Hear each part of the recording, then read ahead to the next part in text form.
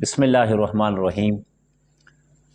अक्सर मज़दूर हजरात जो होते हैं वो अड्डों पर बैठे होते हैं और वो इंतज़ार कर रहे होते हैं कि कोई आए और हमें ले जाए, हमसे काम करवाए और हमें उजरत दे दें। मगर अक्सर मज़दूर बेचारे मायूस होकर वापस पलट आते हैं और वो कहते हैं कि हमें आज कोई काम नहीं मिला।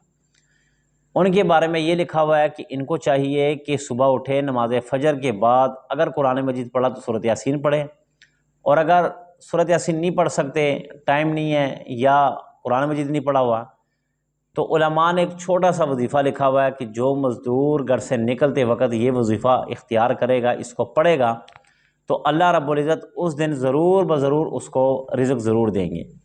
वो वजीफ़ा क्या है? लहू मकालिदुस्समावाति वल अर्ज़, लहू मकालिदुस्समावाति वल अर्ज़। जो मज़दूर इसको पढ़ेगा अल्लाह रब्बुल इज़्ज़त उसको ज़रूर ज़रूर रिज़्क़ अता फ़रमाएंगे।